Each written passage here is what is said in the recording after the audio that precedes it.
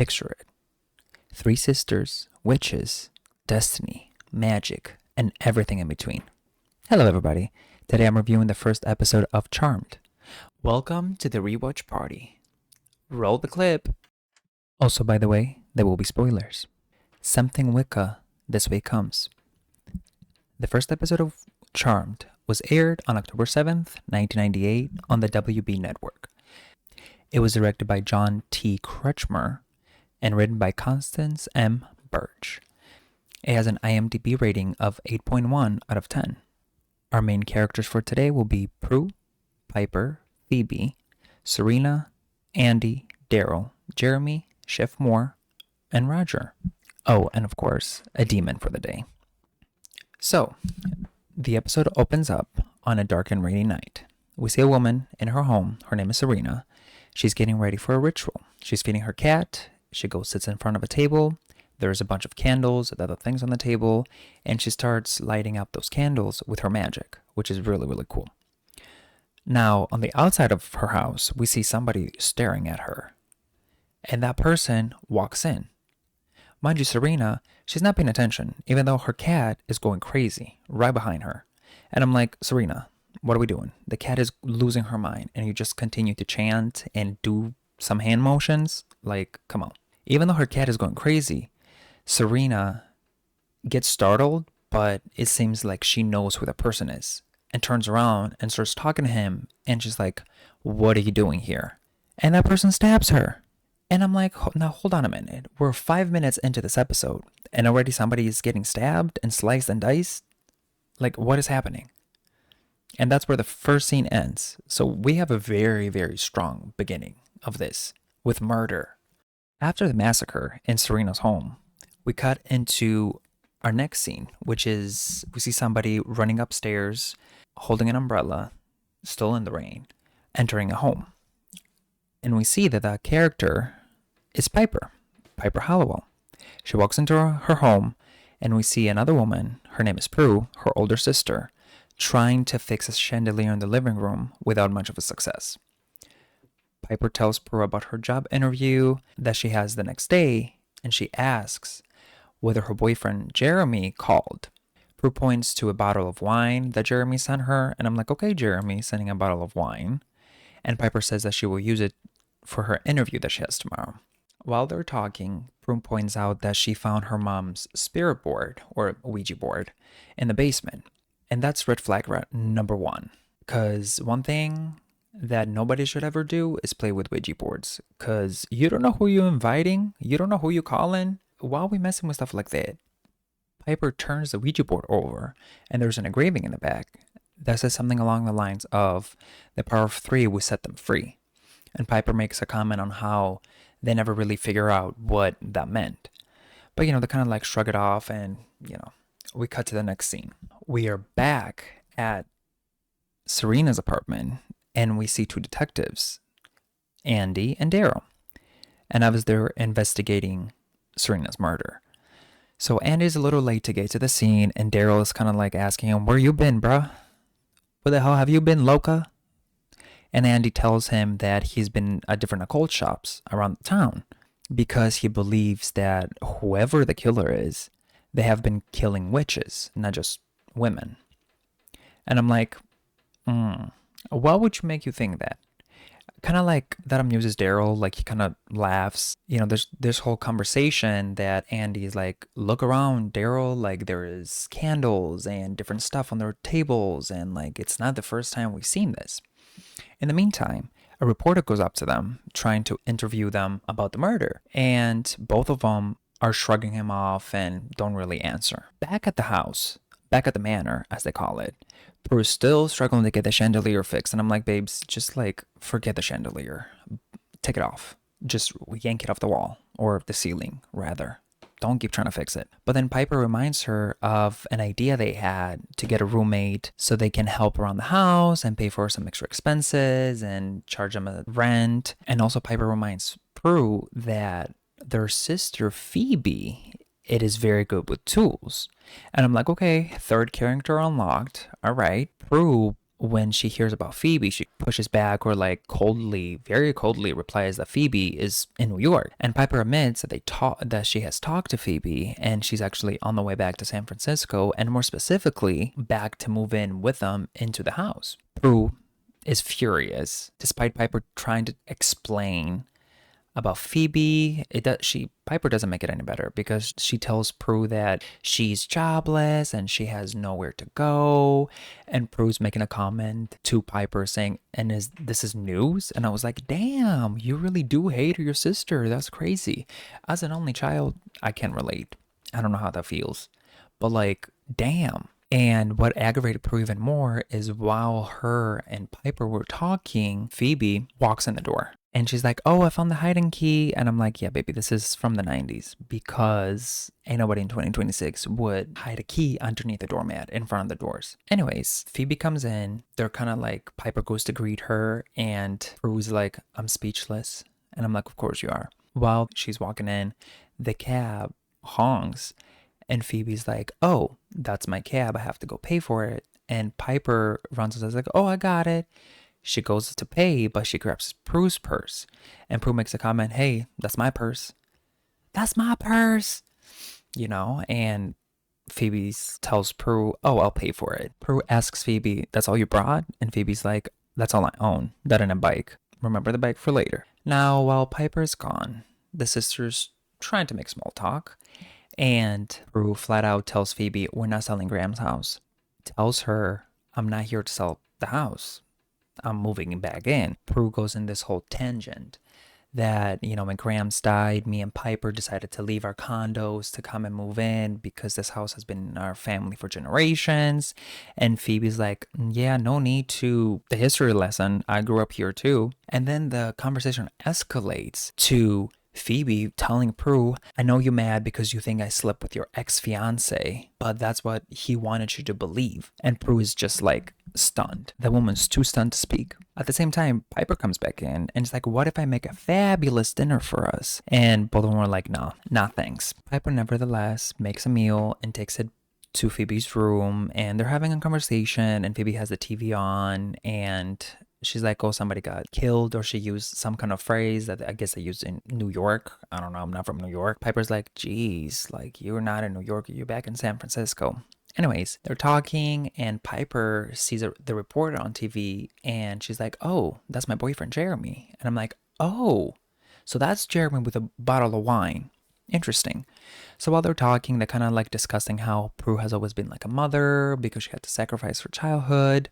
And that starts make my brain gears thing is like, where is their mom? Is she dead? At the same time, Phoebe asks Piper why she didn't tell Prue that she's coming, and Piper tells her, "Oh, I didn't want Prue to change the locks." And I'm like, damn, she hates her that much? Anyway, while they're talking again, Prue comes in and she brings a stack of blankets for Phoebe and tells her, "Oh, this always has been the coldest room in the house." So we kind of see her being kind of nice, but at the same time, still very distant.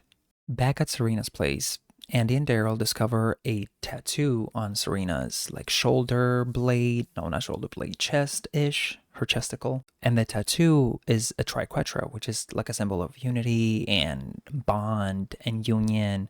And in this particular show, it also very much connected to witchcraft and magic. And while they're looking at that, they see her cat. And Daryl makes a comment how the cat has been here a lot, and the cat also has been in other crime scenes, and to be very careful because the cat has been clawing everybody that tries to go up to her. And I mean, I say her because I know it's a female cat. Andy, the man that he is, goes up to the cat, picks the cat up, starts petting her, and he notices a collar that the cat is wearing that has the same symbol as Serena's tattoo. A lot of back and forth now. Back in the manor, Phoebe and Piper are having fun with the Ouija board, the spirit board that Prue found in the basement. And they're kind of playing and asking questions. And Piper gets up to go get some more popcorn because I guess they're having a fun night and they, eating popcorn. And as she's walking away, Phoebe asks her, "Oh, what was your question again?" And Piper says, "Kid you not, if Prue has messed with anybody else other than herself so far or this year." And I'm like, why would you call out your sister like that? Like, you rude for that. Phoebe had the same thought because she said out loud, "Oh, please say yes." So as Piper go into the kitchen, the pointer on the spirit board starts moving on its own, and obviously Phoebe freaks out. And she calls Piper back in, and Piper doesn't see anything the first time, and she tries to leave. And then Prue, she heard the commotion and comes in too, and they're kind of like talking, and it's like, "Oh, you always used to, move the pointer." And Phoebe's like, "No, I didn't. I promise I didn't this time." And as Prue's walking away and Piper's going back to the kitchen, the pointer starts moving again on its own, and Phoebe calls Piper, and Piper turns around and she actually sees a little bit of the pointer move. At the same time, Piper's calling Prue. Phoebe wrote down what the pointer was spelling, and it spelled attic. And that's when the lights go out. So Piper is super freaked out, and she is trying to get out of the house, and she's like, I'm gonna go stay with my boyfriend. And I'm like, girl, stay with your sisters. Not you leaving your sisters like that in a dark home. And Prue is like, no, like, come with me, come downstairs, let me fix the breaker so we can have light again. And at the same time, Phoebe's holding a flashlight, and she's like, I'm going to the attic. And Prue makes a comment on, I think it was Prue, makes a comment on nobody has been able to open the attic door for a long time. And Phoebe's like, I'll try. Don't forget, Phoebe's been good with she's good with the tools, so she probably gonna be able to.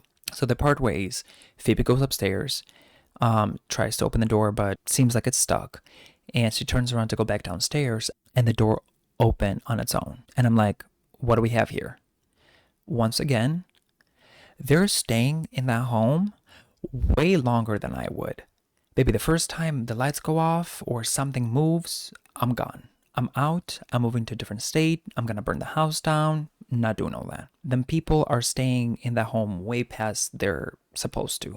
So as the door opens, it's very dark. So as the door is slowly opening, we see like I'm only guessing that it's like moonlight is like shining on a big trunk that it's in the middle of the room, right? So Phoebe walks up, opens the trunk, and she takes out a book that has, mind you, the same symbol we've seen on Serena and on Kit's collar. Kit is the cat. Again, we find that out later, but again, I love the show. I've seen it so many times, so I know her name. So she starts opening the book. First of all, she blows off like an inch of dust of the book. Nasty. Which also, in a closed crate, how there is so much dust? Who can explain that to me? Because I don't get it. Anyways, she opens the book. She's kind of looking through the book, and there's some writing in a different language, some pictures, and then she gets to a page with some writing, and she starts reading that writing. Mind you, Prue and Piper, they're in the basement, right, trying to fix the lights. So there's nobody on the main floor. And as she starts reading whatever she's reading, there is some light illuminating down from a chandelier, the one and only chandelier. And then there's a picture on a table of Piper, Prue, and Phoebe that magically kind of like their picture, like the three of them get closer in the picture. And then Prue and Piper go upstairs and like, how did you get in? And Phoebe's like, oh, the door opened and blah, blah, blah. And I found this book in this trunk. And Phoebe's showing the book to the sisters, the other two sisters. Prue is kind of like flipping through like the pages, and she's like, this is a book of witchcraft. Piper is obviously scared. Prue is skeptical and dismisses any kind of idea of witchcraft, right? So the scene kind of ends there. And then we go outside and we see somebody, a figure with like a raincoat on. And I'm like, okay, just like staring at the house. And we can tell that this is the same person that killed Serena. Gagged. The next morning comes. We don't see Prue at the house, but we see Phoebe outside having coffee, which I'm like, I want to go to San Francisco so bad. Especially at the house, which my dream is to visit that home. Because if you didn't know, yes, the inside is a stage, but the outside of the house, it is a real home. And I think, I might be wrong, they were using the actual home for filming sometimes inside, but it looks very different than the actual stage. So Phoebe was telling Piper how she spent her night like reading, and Piper was making some comments, and Phoebe started telling her about their ancestor, Melinda Warren, and that she practiced three powers: seeing the future, moving things with her mind, and stopping time. And stop time. Stopping? Stop? One of the two. And that there was a prophecy that three sisters will be the strongest good witches to protect innocent people from evil, if you will. And Piper's like, yeah, and we have a dad that's invisible and an aunt that's can hear things or whatever comment she made. And she basically dismisses whatever Phoebe was saying. And then we see her, Piper, get in her car and drive away. And Phoebe's calling, yelling at her that they're known as the Charmed Ones. And then Piper drives away. On our next scene, we are at a museum of natural history that Prue works at, along with her ex-fiance, Roger, which he's also her boss. Now, Roger, my man Roger over here, he's a stinker. It's a word that I cannot say. Okay, it starts with a B and ends with a sh, if you catch my drift. And basically tells Prue that an exhibit that she worked her butt off to put together and organize, he will be taking. And he will be the curator, if you will, of it. And obviously, if I were Prue, I would be upset too, but she's pissed. She's walking away out of the office, and Roger's just like talking nonsense, right? He's like, don't be mad. I'm doing it for both of us. And I'm like, you're not doing nothing for the both of you. You're doing everything for you. Oof. If that was me, let me side note for a second. If that was me, if I was Prue, the way I would have cursed him out, I would have cursed out his whole life. He would need somewhere to hide from all my cursing. But anyways, Prue, furious, obviously, storms off. And as she's walking off, he makes a comment, and somehow we see that a pen that he has in his like pocket on his shirt starts leaking.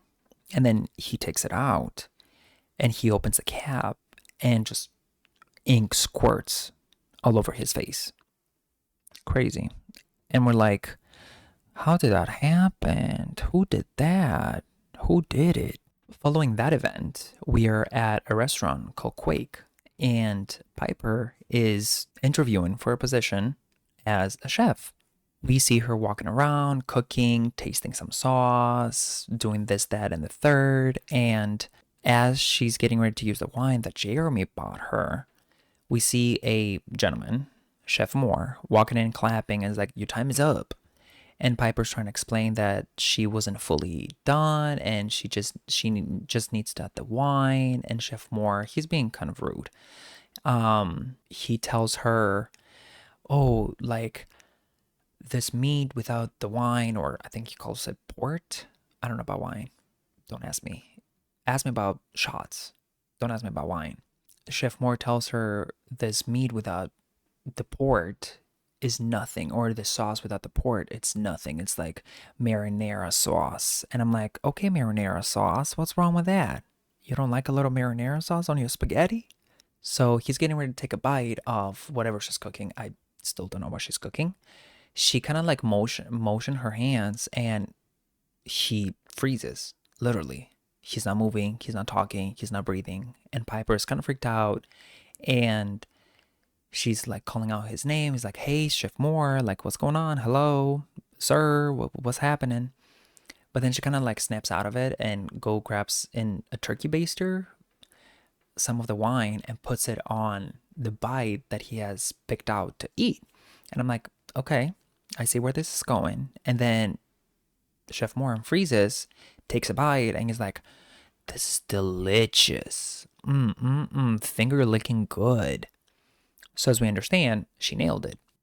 Back at the museum with Mr. Krusty Roger, K.R. Krusty Roger, Prue walks into his office and basically rips him a new one and tells him that she quits. And Roger, of course, because he's such a lovely person, tells her that, it's a huge mistake and that she will never find anybody like this. And, you ain't can do any better than me. And I'm like, babes, Why are you lying to yourself? You need this woman so bad. You cannot do nothing on your own. That now that she's leaving, you losing your mind because you don't know how to fix an exhibit. You don't know how to do any of that. You had Prue doing all that work for you. And I'm like, good for you, Prue. So basically, he tells her, you're going to regret this decision. And Prue's like, I think this is the best decision I've ever made in my life. And I'm like, you tell him. So she turns around, she walks away, and Mr. Roger himself, the man, yells at her, you better not have any office supplies in your purse. And I'm like, bro, what exactly is she going to take? A stapler? Staples? A loose leaf paper? Come on, get your life. So as she walks away, she kind of like puts her hands together and makes a motion, and his tie gets really tight and he cannot breathe and he's choking. And I'm like, she had committed murder. I thought he would die. But then somehow he survives. He cuts the tie off with a pair of scissors. Then we come back to Piper. We are back with Piper. She's in a phone booth, and I'm like, every time I watch this show, sometimes I forget how old it is because it looks pretty decent, right? Not the graphics, but the picture, or you know what I'm trying to say. Hopefully, it doesn't look that old. I mean, it's from the 90s, so it's not that old, but you picking up what I'm putting down. Anyways, she's in a phone booth, and I'm like, yeah, we don't got those no more. A phone booth. Anyways, she's in a phone booth. She's trying to call Phoebe, and Phoebe's not answering. She hangs up, turns around, and here's Mr. Jeremy. We see him in the flesh. They're talking, and they just agree to kind of like hang out later, maybe go on a date and whatnot, the huge. Finally, we cut to Miss Phoebe, and she's riding her bike around the neighborhood, looking around, enjoying the sunlight, if you will. And as she's riding her bike, we cut into some images, which we don't really understand what it is, right? And she doesn't really understand, quite frankly, what those images are. But as the time goes by, which is all in a matter of like seconds, we see whatever images she saw, which mind you, they're in black and white, to come true. And we're like, wait a minute.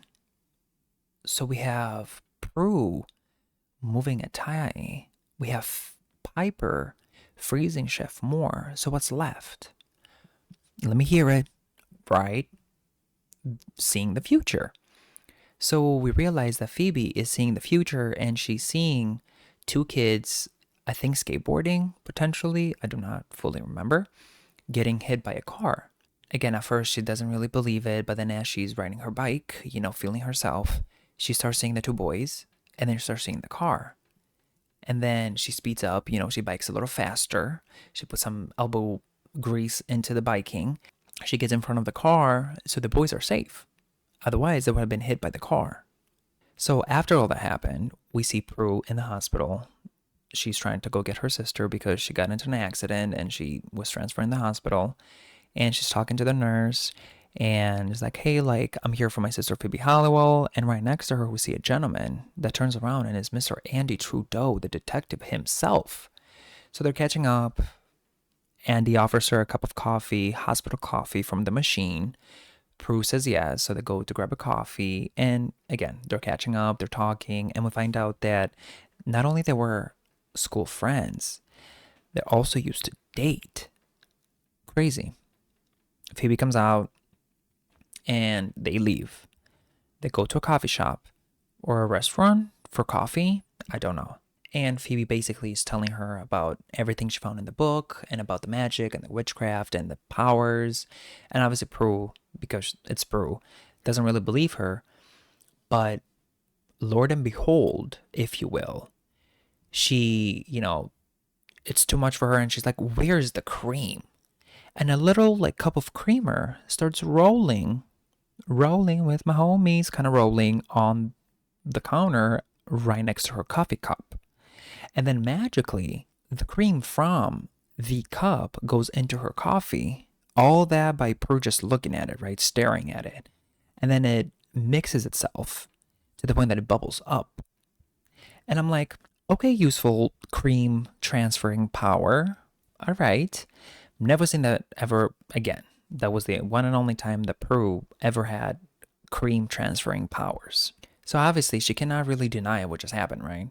Because if you remember, the first two times that Prue's powers were activated, she didn't really see it, right? She wasn't really around. So this is the first time that she actually sees her powers activating or, using her powers, if you will. So obviously after bro Prue saw, she's like, you turned me into a witch. And Phoebe's like, you were born one. We all were. Because of their lineage, right? Mind you, Phoebe had the time to read the book. So she's a little more aware than Prue. Phoebe's trying to explain to Prue that, there will be people, evil people, like demonic creatures, warlocks, and a lot of bad people after them because they're good witches. And it was safer before they knew that they had powers and that they were potentially the charmed ones. So after all that, okay, we cut to Piper and Jeremy in a taxi right after, I'm assuming, eating Chinese, talking, and Piper gives him a fortune cookie, and she's like, open your fortune cookie, and he reads it, and mind you, freak. He's like, oh, soon you'll be on top. And I'm like, you nasty. You a freak for real. And Piper's like, oh, it says of the world. And as they're driving, Jeremy tells the taxi driver, oh, like, go this way. And Piper's like, oh, then we're going to your place. And he's like, yeah, we'll after, but I want to show you something first. And Piper's like, okay, that's fine with me. I'm like, girl, if you don't stand up, why are you folding? That's crazy. Because again, what is happening? So back with Prue and Phoebe. Prue has a headache, obviously, because it's Prue. And they stop at a drugstore not only to get something for the headache, but also to get Phoebe's medicine or like prescription for her accident. Because I guess she had some kind of like, maybe miles, like maybe she sprinted something. And they ask where the aspirin is, and they go to the aisle, and Prue cannot find the aspirin. And I'm like, babes, it's right there. It's right there. Phoebe suggests like, oh, maybe you should get some tea. And obviously that angers Prue, which causes a bottle of aspirin to fly off the shelf on Prue's hands. Mind you, Prue, even though she witnessed the whole cream debacle, still doesn't fully believe it, right? For whatever reason, even though it's right in front of her face. Phoebe kind of realizes that her powers are triggered by anger, Prue's powers. So then she starts talking up a storm about Roger and the relationship. We see a couple of more bottles of whatever medicine like fly off the shelf, and Prue goes to pick it up. And Phoebe decides then to start talking about their father, which we'll find out eventually that is a no-no subject or topic of discussion. And Prue tells her, oh, he's dead, Phoebe. And Phoebe's like, no, he's very much alive. And I'm like, right, where are we going with this? And Phoebe keeps talking about him, and it angers Prue so much that you see a shot of like everything on the shelves in that aisle just fly off in the middle. And I'm like, now who do you think is going to clean that up? And Phoebe asks Prue, how's your headache? And Prue was like, much better. And I'm like, so you're over here kikiing and laughing about it, but somebody, a poor person, a worker has to come and clean up after your mess because you decided to, whatever that was, in the middle of the aisle. Phoebe makes a comment on how in the book it mentions how their powers are going to grow. And Prue makes a little joke and she's like, grow to what? And I'm like, girl, don't PMO me. Anyways, back with Piper and Jeremy, we see them into, I can only guess, a warehouse. And I'm like, this is your idea of better than your home? If this is what you think, I'm scared to find out what your house looks like. Like, baby, this is ready to fall on our heads. Anyways, Jeremy tells Piper that the view from the roof is wonderful and it's worth it. So they go into this elevator and they're talking, and Jeremy makes a comment on how she should tell Prue and Phoebe about it. Piper clocked that real quick because she tells Jeremy, I never told you Phoebe's here. And Jeremy turns around and he's like, whoops, and he's holding a knife. or as they call it in the show, an athame, which is like a ritual dagger, whatever. And Piper's like, "What are you doing? You scare me. Like, I'm serious." And Jeremy basically admits that he's the one that has been killing the women, the witches, to steal their powers. And then we see him like kind of like opening up his hand and like flames start flying off. And I'm like, okay, let's not barbecue nobody tonight. What is happening? And obviously Piper is terrified and she backs, she takes a step back and Jeremy's getting ready to like literally stab her, like slice her, and she freezes him. And I'm like, thank the Lord. They come to stop, which my question is, okay, let me say this.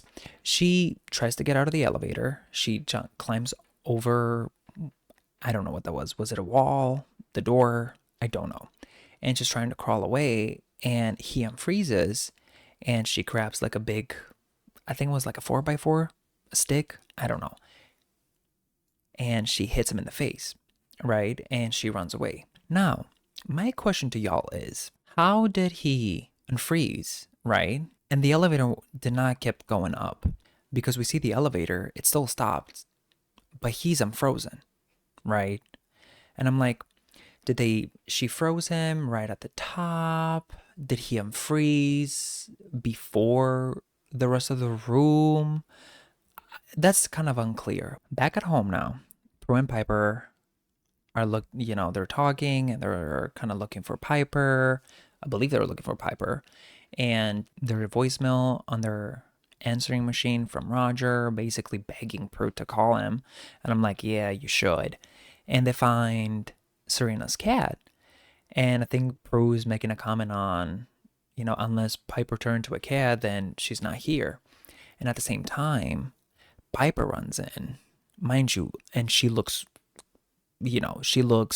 like she's been through it, right? And basically tells him everything about Jeremy and how he's a warlock. And she's asking Phoebe, like, is there anything in the book? Actually, the book is called The Book of Shadows. I don't know if I mentioned that. In the Book of Shadows on how to stop a warlock. So they go upstairs. I mean, first they talked about going to police, and they're like, what is the police gonna do? Maybe that man has fire fingers. So now they're in the attic, right? They found a spell. They are sitting in a circle. They have a bunch of candles. They put them in a little like pot, if you will, cauldron. I don't think it's a cauldron. They put them in a pot, and then they have like a candle doll or a wax doll figure of a male. And Piper puts a rose through it, and they read some kind of spell. And we see, because we are going back and forth between them and Jeremy, and we see like thorns like come out of his body, which I'm like, ooh, that's kind of gruesome. But period. And we go back to the sisters, and they're getting ready to go downstairs, and Phoebe grabs the pod that they were using, and she has a vision of Jeremy still like on his way to their house. And Phoebe's like, it didn't work. They're running downstairs. I guess I'm assuming now to go to the actual police. And as Prue opens the door, we see Jeremy right there. They scream, kind of back out, and Jeremy comes in and calls Prue the B word. And I'm like, baby, don't mess with my girl Prue. She's not the one to be messed with. Anyway, she uses her powers. We see that she uses her head, if you will, for her powers. Pushes him back, kind of like knocks him out a little bit. They run upstairs, go into the attic. They close the door, lock it. They put some stuff in front of it, like I think a dresser and a long stick and a chair. And they don't know what to do, right? And I'm like, I wouldn't know what to do either. I will probably tell Jeremy, hey, like, Jer, please, let's figure something else out. What can I do? Like, don't kill me. Don't murder me. Murder this puss. Jeremy's outside at the door. He's using his powers to move the stuff away behind the door, and he blows the door open. And he's entering the room, and then we see the three sisters, like, sitting right next to each other. I think he's first threw, like, fire around them, and Prue tells them, like, remember the engraving, basically, or the writing behind the spirit board, the power of 3 will set us free. And they start chanting that, and at the same time Jeremy's still like yelling at them, and I don't know exactly what he threw at them. Wind, maybe? What are you trying to do? Like ruin their hair or something? Are you trying to cause a tornado indoors? I don't get it. But they keep chanting the power of three would set us free. And Jeremy's explaining or telling them that this is only the beginning. There will be a lot of people or a lot of things coming for you, and you will never sleep again. You will never be safe again. You will never have peace again. And he explodes, right? Because of their spell. And that was the conclusion of the first fight. And I'm like, you know what? It wasn't that bad. For an introduction, not bad at all. So the next morning comes. Prue goes outside to pick up a newspaper and sees Andy outside of their home. And they're talking. Andy asks Prue out. Prue's not sure if she should agree to it, but she says yes. And Piper and Phoebe come and say hi to Andy. Mind you, they knew him from high school, right? Because Prue and Andy went to high school together. And as he's walking away, and then the sisters are kind of like sitting there waving at him or talking, he sees that Phoebe's holding the kid that he's seen in Serena's crime scene and like all the other witches that, were massacred by Mr. Jeremy. So the three sisters kind of walking back inside, and Prue's cracking another joke, and I'm like, okay, she's a jokester. 2 jokes in a whole episode. Do witches date? And Piper tells her like only the best guys. And I was like, okay, Piper. So as I walk back inside, Prue kind of looks at the door and uses her powers to close it. And that's how the episode ends. All right, so that was the first episode of Charmed.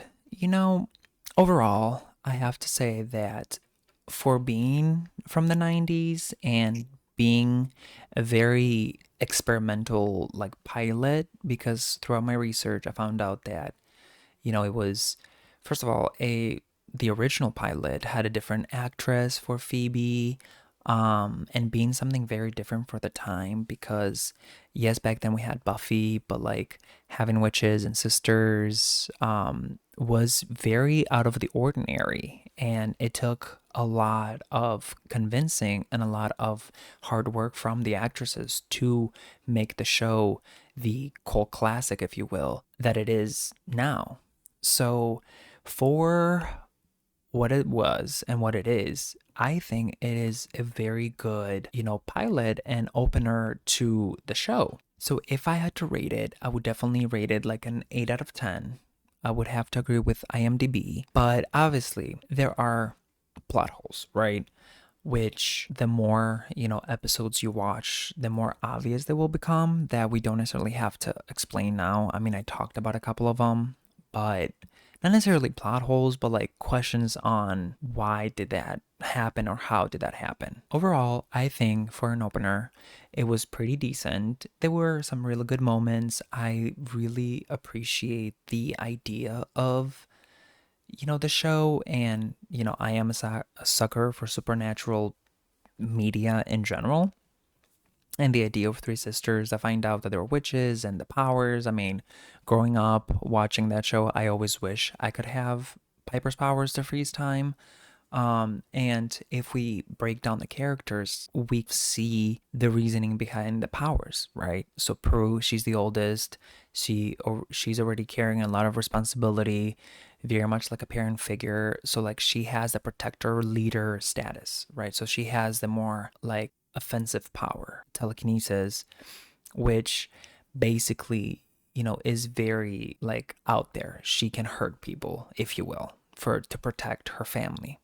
Then we have Piper, which is the middle child, and she's always has been in the middle, I can only imagine like arguments and like fights. And, she can tell she's very nervous, very insecure, she wants to keep the peace, the peacemaker. And her power reflects that because she freezes time, right? Kind of like avoids or like stalls the issue, kind of like pushes it back. Not necessarily, she doesn't want to deal with it right now. And then Phoebe, she is the youngest and the free spirit of the 3 sisters.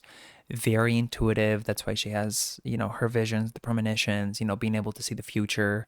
And there's a lot of connections in the future of the show of Phoebe not having a vision for her future, but being able to see visions of the future.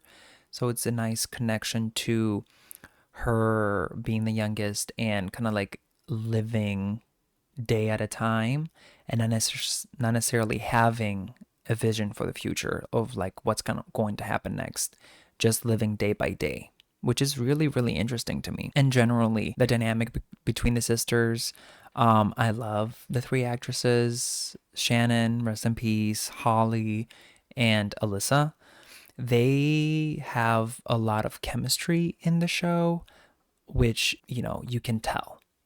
So overall, really like the first episode, very solid beginning. The more we get into the series, there will be some good episodes, there will be some not so good episodes, but I would definitely give this an 8 out of 10. I want to hear what you think in the comments down below. So that was my take on the first episode of Charmed. I would love to know if this is a comfort show for you like it is for me, or are you watching it for the first time, or if you're like me that likes to watch or listen to reviews, if you're just doing it in your pastime, just kind of have it in the back passively.